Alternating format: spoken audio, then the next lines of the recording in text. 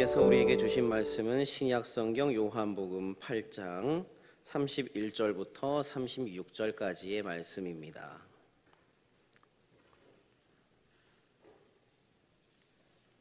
신약성경 159면 요한복음 8장 31절부터 36절까지의 말씀을 저와 여러분이 교독하시고 마지막 36절은 합독하겠습니다. 그러므로 예수께서 자기를 믿은 유대인들에게 이르시되 너희가 내 말에 거하면 참으로 내 제자가 되고 그들이 대답하되 우리가 아브라함의 자손이라 남의 종이 된 적이 없거늘 어찌하여 우리가 자유롭게 되리라 하느냐.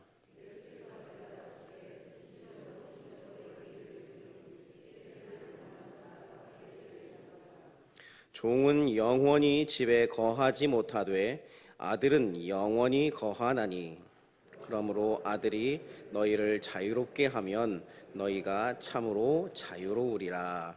아멘. 할렐루야. 복된 주일 오후 찬양 예배에 나오신 여러분을 예수 그리스도의 이름으로 환영하고 축복합니다. 제가 광림교회 온 지 벌써 1년이 지났는데요. 작년하고 비교했을 때 여러분들이 더 젊어지신 것 같습니다. 더 예뻐지시고 더 젊어지신 것 같아요. 옆에 계신 분에게 이렇게 인사해 주시겠습니까? 자네는 늙도 않아요.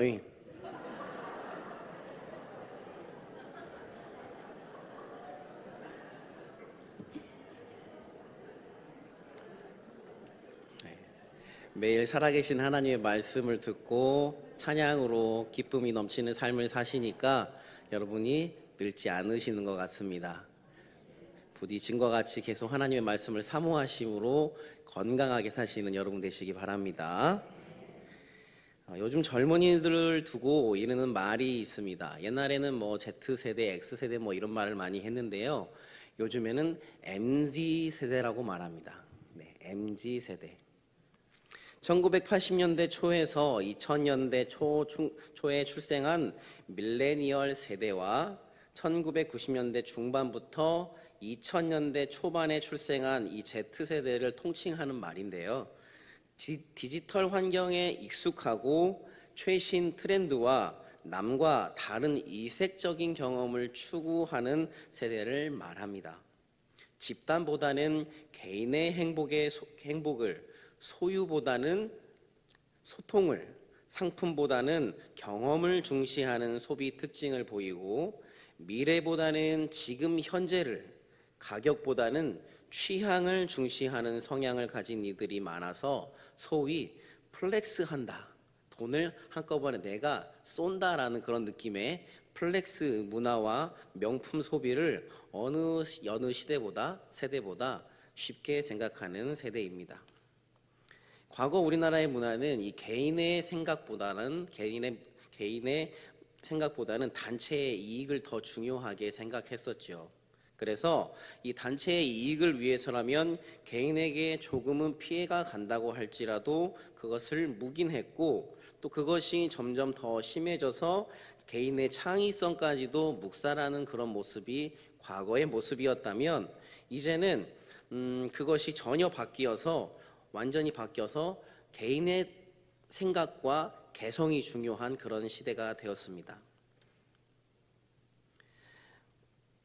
2001년에 모 증권 광고에 이런 문구가 있었습니다.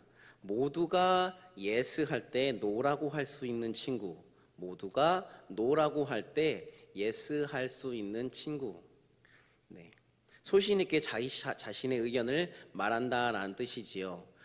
아마 저 광고가 TV에서 방영될 때에는 그런 자신의 목소리를 소신 있게 말하지 못했던 때였던 것 같습니다. 그래서 그 시대상을 꼬집어 말하면서 저런 광고가 나왔던 것 같습니다. 자, 그만큼 시대가 많이 변했고 사람들이 자기의 주장을 거리낌 없이 펼치는 것이 요즘 젊은이들의 추세입니다. 그만큼 나의 권리를 잘 주장하고 그것을 누리는 것이 당연하게 여겨지는 것이 요즘의 시대죠. 자, 그런데 문제가요. 권리를 그렇게 주장한다면 그걸 주장하는 만큼 자신이 해야 하는 의무도 수반되어야 하지 않습니까? 그런데 그 어느 때보다 의무는 다하지 않으면서 자신이 갖는 권리는 철저하게 주장하는 것이 또 이 MZ세대의 특징이라고 말합니다. 권리를 얻기 위해서 그에 합당한 의무를 다해야 하는데 그 의무가 힘들고 괴로운 일이라면 하지 않고 그 권리마저 포기해버려요. 기성세대들은 이런 이들을 보고 끈기가 없다, 근성이 없다 이야기합니다. 자, 그렇다면 우리 크리스천들은 어떨까요? 우리에게는 그리스도인으로서의 권리와 의무가 있지요. 하나님 아버지의 자녀라는 권리와 그리스도인으로서 십자가를 지고 예수님을 따라야 한다라는 그 의무가 바로 그것입니다.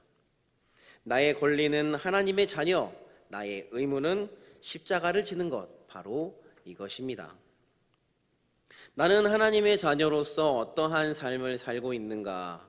자녀다운 삶을 살고 있는가? 그렇지 못한 삶을 살고 있는가? 생각하면서 오늘 말씀을 함께 듣는 여러분이 되었으면 좋겠습니다. 우리는 하나님의 자녀라는 권리를 가지고 있지요. 이것은 세상 그 어떤 것과도 바꿀 수 없는 하나님이 우리에게 주신 엄청난 특권입니다. 우리는 누군가가 저 사람 대통령의 아들이래, 대통령의 딸이래, 어떤 재벌 총수의 가족이래, 이런 이야기를 들으면 자연스럽게 그 사람에 대해서 더 관심을 가지게 됩니다. 그가 하는 모든 것에 집중하게 돼요. 어떤 행동을 하는지, 먹는 것은 무엇을 먹는지, 차는 어떤 차를 타는지, 집은 어디인지, 씀씀이는 어떤지, 성격은 어떤지 많은 것들을 궁금해합니다. 우리가 그들을 궁금해하는 이유가 뭘까요? 일반적이지 않기 때문이지요. 흔히 볼 수 있는 사람이 아니기 때문입니다. 누구나 그렇게 사는 그런 삶의 패턴을 가지고 살아가는 자들이 아니기 때문입니다. 그들을 보면서 부러워하고 동경하고 자신도 그렇게 살고 싶어 해요. 얼마 전에 이 사우디아라비아의 왕세자이자 부총리 겸 국방부 장관인 무함마드 빈 살만이라는 사람이 내한을 했습니다. 언론은 그가 가진 이 부 때문에 그가 1박 2일의 일정 동안 어떠한 행동을 하는지 계속해서 대서특필했습니다. 그도 그럴 것이 그의 자산이, 추정된 자산이 무려 2,854조 4천억 원 이상입니다. 네. 마음의 소리가 방금 나온 것 같습니다. 정확한 수치도 아니에요. 추정되는 자산이 이 정도이다라고 말합니다. 근데 이 사람 저랑 동갑이더라고요. 네. 기사를 보니까 이 사람이 20시간 동안 우리나라에 있었는데 20시간 우리나라에 있으면서 무려 40조를 쓰고 갔답니다.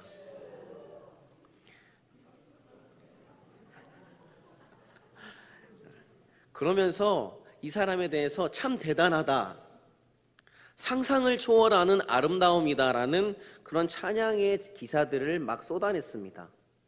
별명도 오죽하면 미스터 에브리띵이더라고요. 뭐든지 다 할 수 있는 남자. 여러분 어떠십니까? 이 사람이 대단하다고 생각이 드십니까? 상상을 초월하는 아름다움을 가졌다고 생각하십니까? 그 사람이 가진 재물이 많을까요? 솔로몬이 더 가졌던 그 부와 명예가 더 많았을까요? 한 번 더 여쭤보겠습니다. 이 사람이 가지고 있는 부가 더 위대할까요? 하나님이 가지신 것이 더 위대할까요? 유소년부 설교를 하는 것 같습니다. 너무 대답을 잘해 주셔서 감사합니다. 자, 오늘 말씀은 예수님을 믿은 유대인들에게 예수님께서 하신 말씀입니다. 31절과 32절 말씀인데요. 우리 같이 한번 읽도록 하겠습니다. 시작. 그러므로 예수께서 자기를 믿은 유대인들에게 이르시되 너희가 내 말에 거하면 참으로 내 제자가 되고 진리를 알지니 진리가 너희를 자유롭게 하리라 라고 말씀합니다. 예수님이 제자들에게 말씀하고 계셔요. 너희가 내 말에 거하면 참으로 내 제자가 되고, 예수님의 참 제자 되는 길이 있다라고 설명을 하고 계셔요. 그것은 예수님의 말에 거하는 것, 즉 예수님의 말대로 살아가는 것을 의미합니다. 예수님을 따른 이들이 굉장히 많았다라고 성경은 말합니다. 대부분의 사람들이 예수님께 몸의 아픈 부분을 치유받기 위해서 모였고 또 예수님을 따랐어요. 또한 예수님이 베푸신 기적이 아주 놀라웠기 때문에 그를 따른 사람들이 많았습니다. 예수님은 그들의 기대처럼 정말로 놀라운 일을 행하시는 분이었지요. 하루가 멀다 하고 아주 깜짝깜짝 놀랄 만한 기적을 베푸신 분이었습니다. 그러면서 이 사람들은 예수님에 대한 기대를 계속해서 높여갔을 것입니다. 그런데 한 번씩 예수님이 사람들이 이해하지 못할 말들을 하셔요. 내 아버지께서 일하시니 나도 일한다. 나는 하늘에서 내려온 떡이다. 너희는 나 있는 곳에 오지 못할 것이다. 또한 계속해서 예수님을 따르는 자가 어떻게 해야 할지 말씀을 하십니다. 그 길은 나를 따르라. 나를 따르는 그 길은 결코 평탄하고 곧은 길이 아니다. 험난한 길이다. 괴로운 길이다. 이 세상의 모든 것을 다 포기해야 하는 길이다. 생명마저 포기해야 하는 길이다 라고 말씀하셔요. 예수님께서 이렇게 말씀하시는 순간부터 예수님을 따르는 사람들이 점점 줄어들었습니다. 그리고 예수님을 믿는 자들 중에는 유대인들도 있었습니다. 유일신 야훼 하나님만을 믿다가 예수님이 그들이 그토록 기다리던 메시아라는 사실을 알고 예수님을 믿고 따른 이들이 있었습니다. 예수님께서 바로 그들에게 말씀하고 계셔요. 너희가 내 말에 참으로 거하면 내 제자가 된다. 그러면 진리가 무엇인지 알게 될 것이고 그 진리가 너희를 자유롭게 할 것이다. 자, 이 말을 들은 유대인들은 이렇게 응답합니다. 우리는 아브라함의 자손이요. 그런데 내가 남의 종이 된 적이 없는데 자유롭게 될 거라니 그게 무슨 뜻이요? 라고 예수님께 반문하고 있어요. 자, 이에 대한 대답이 34절부터 36절까지에 나와 있습니다. 우리 함께 말씀을 보겠습니다. 예수께서 대답하시되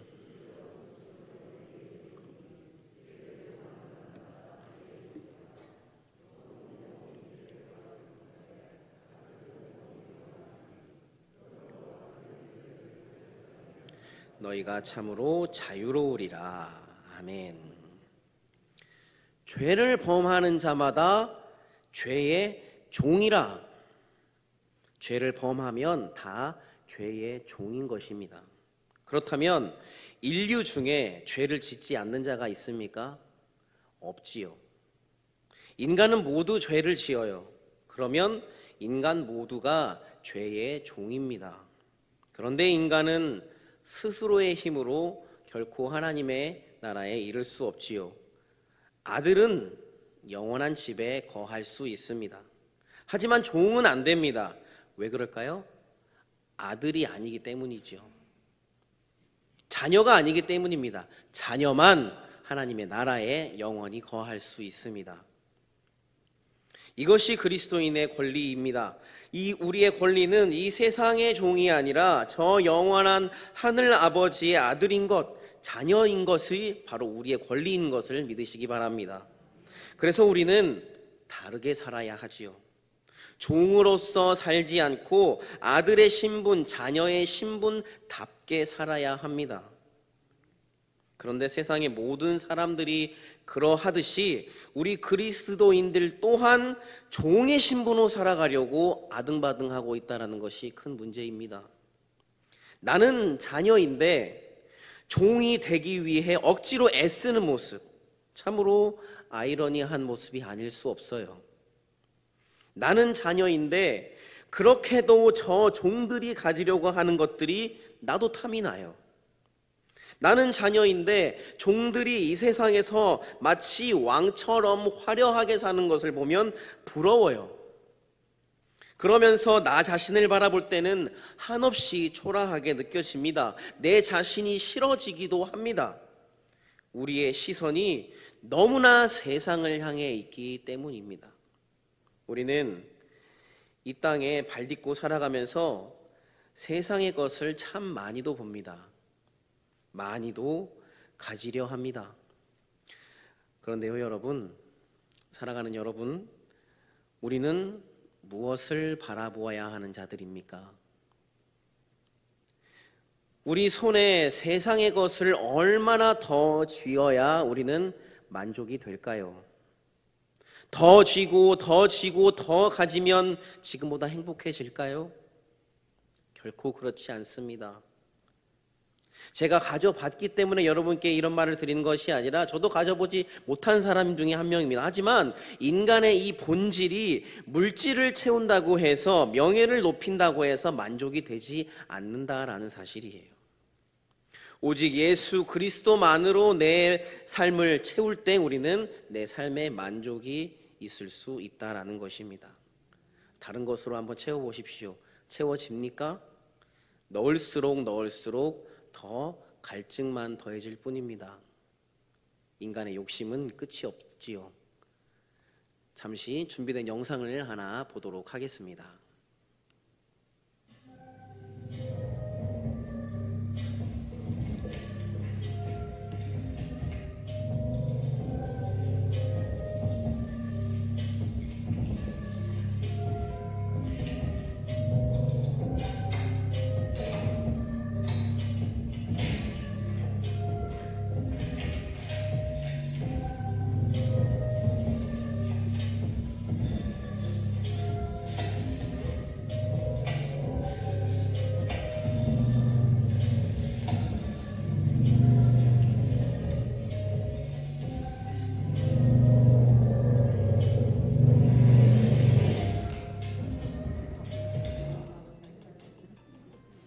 잘 보셨나요?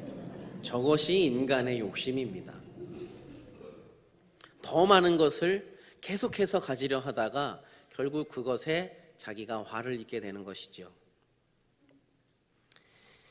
이 판소리 흥부가에 보면 놀부가 박을 탑니다. 먼저 흥부가 박을 타서 큰 부와 명예를 얻지 않습니까? 그래서 놀부가 너 어떻게 그렇게 큰 재물을 얻게 됐느냐 해서 제비다리를 고쳐줬더니 이듬해 봄에 제비가 박씨를 물어다줘서 그 박을 심었더니 그게 자라나서 그것을 갈랐더니 거기서 은근 보화가 나왔습니다. 이렇게 알려주니까 그럼 나도 해야겠다. 그래서 놀부는 억지로 제비 다리를 자기가 부러뜨려서 고쳐주어서 날려보냈지요.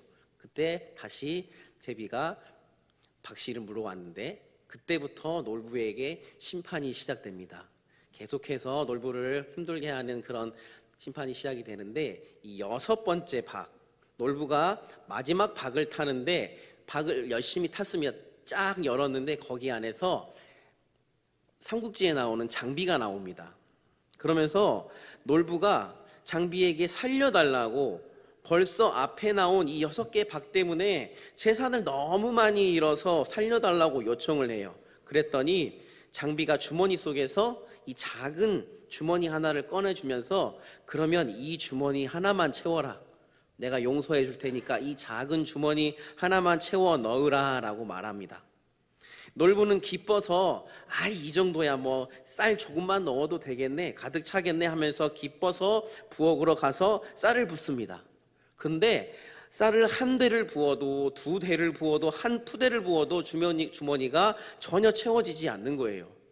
이상하다. 왜 이 주머니가 계속 홀쭉하지?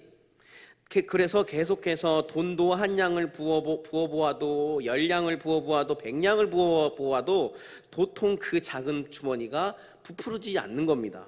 그래서 놀부가 울면서 장비에게 이야기합니다. 아이고 장군님, 도대체 이 주머니가 무슨 주머니입니까? 사람 열어 죽일 주머니입니다. 이렇게 말했어요. 그럴 때 장비가 이렇게 이야기하죠. 그것이 바로 능청낭이라고 하는 것이다 라고 이야기합니다. 이 사람의 욕심이 마치 이 능청난과 같다라고 생각이 됩니다. 자, 아무리 재물을 쏟아 넣어도 명예를 넣어도 부풀지가 않는 것이 능청낭이라는 이름의 인간의 욕심 주머니입니다. 인간의 마음, 인간 존재의 허무함, 공허함은 세상의 것으로 결코 채울 수 없지요. 오직 예수 그리스도를 내 안에 채워야만 만족이 되는 줄 믿으시기 바랍니다. 예수만 채우세요. 여러분, 예수만 내 안에 채우는 여러분 되시기 바랍니다. 그리고 결코 다른 것과 섞지 마십시오. 그리스도인이면서 그리스도를 따라가지 않는다면 우리는 자녀가 아닙니다. 자녀라면 부모가 원하는 대로 살아가는 것이 마땅하지요. 우리는 예수님에게 열광하기는 하지만 그가 따라가는 제시하는 길을 따라가지는 않아요. 이런 현대의 크리스천들을 보며 이 카일 아이들먼이라는 사람이 책을 썼는데요. 그 책의 제목이 팬인가 제자인가 라는 책입니다. 예수를, 현 시대의 그리스도인들이 예수를 좋아하고 열광하기는 하지만 예수가 말하는 그리스도인다운 삶을 살려고 노력하지는 않는다라고 말하고 있어요. 책 내용 중 일부를 소개해 드리겠습니다. 아무것도 잃은 게 없다면 과연 진정으로 십자가를 짊어지고 있다고 말할 수 있을까? 잠시 고민하고서 답해보라. 예수님 때문에 뭔가를 희생한 적이 있는가? 희생이 없었다면, 최소한 약간의 불편함이라도 겪지 않았다면 십자가를 짊어지고 있지 않을 가능성이 많다. 사랑하는 여러분, 여러분은 예수 그리스도를 그저 열광하는 자입니까? 아니면 정말 자녀로서 그 신분에 걸맞는 삶을 살아내기 위해 노력하는 자입니까? 십자가 없는 영광은 없어요. 십자가는 나의 희생과 헌신과 고통이 있을 때에만 앞으로 나아갑니다. 내가 십자가를 나의 어깨에 짊어지고서 나의 편안함과 이기심과 나의 욕심을 가지고 살아가면 십자가는 결코 한 발자국도 움직이지 않습니다. 십자가를 지며 희생하며 헌신할 때만이 참 그리스도인다운 삶을, 참 그리스도인의 의무를 다하게 되는 것인 줄 믿으시기 바랍니다. 사랑하는 여러분, 지금 나의 손에는 무엇이 들려 있습니까? 지금 나의 어깨에는 십자가가 들려 있습니까? 세상 재물과 명예로 가득한 짐이 들려 있습니까? 바라기는 우리가 예수로 가득 찬 인생, 그분의 가르침을 따르는 인생, 하나님의 자녀된 우리가 그분의 가르침대로 살아가는 인생이 되기를 바랍니다. 그렇게 할 때에 우리는 참된 그리스도인, 참된 자녀가 될 줄 믿습니다. 기도하겠습니다.